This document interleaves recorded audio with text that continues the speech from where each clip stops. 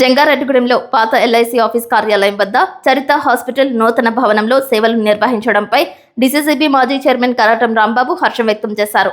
చర్మ వ్యాధులు, చెవి, గొంతు, ముక్కు, చిన్నపిల్లలు, ఫిజియోథెరపీ, జనరల్ సర్జన్ తదితర వైద్యులు అందుబాటులో ఉన్నట్లు, షుగర్కు సంబంధించి ప్రత్యేక వైద్య నిపుణులను ఏర్పాటు చేసినట్లు చరిత హాస్పిటల్ అధినేత వందనపు ప్రేమ్చంద్ తెలియజేశారు.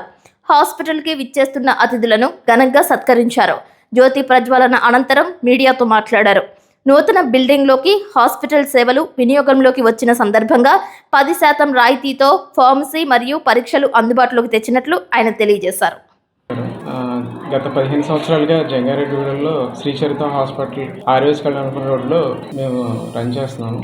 ఇప్పుడు కొంచెం నూతన ఒరవడితో జనాలకు అందుబాటులో అన్ని రకాల చికిత్సలు అందుబాటులో ఉండేలాగా చేస్తూ నూతన ప్రాంగణంలోకి మార్చబడింది. ఇది ఇప్పుడు ప్రజెంట్ ఏలూరు రోడ్లో కొత్త బస్ స్టాండ్ పక్కన ఓల్డ్ ఎల్ఐసి ఆఫీస్ రోడ్లో మా సొంత భవనంలోకి మార్చాము. సో ఇదివరకు ఏ విధమైన వైద్య సదుపాయాలు అందరికీ చరిత హాస్పిటల్ నుంచి అందాయో ఇప్పుడు కూడా అలాగే అందుతూ, మరియు ఇంకా కొత్తగా అవసరమైన లేజర్ చికిత్సలు, స్కిన్కి సంబంధించి జనరల్లో మనకి అవసరమైన శస్త్రచికిత్సలు కూడా చాలా తక్కువ ధరలకి, ఎటువంటి లాభాపేక్ష లేకుండా అందుబాటు ధరల్లో మనకి వైద్య చికిత్సలు, వైద్య సేవలు ఎప్పుడు ఇవ్వబడను.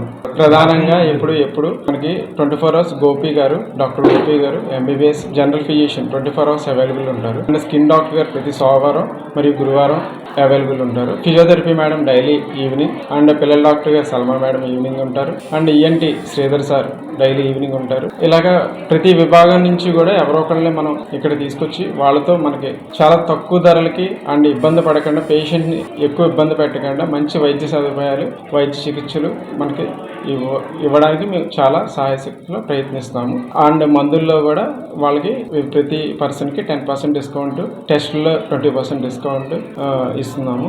ఈ హాస్పిటల్ ప్రారంభోత్సవానికి వచ్చిన కరాటం రాంబాబు గారికి అండ్ ప్రముఖులందరికీ కూడా ధన్యవాదాలు. చరిత హాస్పిటల్ యాజమాన్యానికి అందరికీ నమస్కారాలు చెప్తూ, ఈ చరిత హాస్పిటల్ ఇంకా అభివృద్ధి చెందాలి, మంచి మంచి డాక్టర్స్ రావాలి, మన ప్రజలకి మంచి సేవలు అందించాలి, అలాగే నిజాయితీ కూడా ఉండాలి.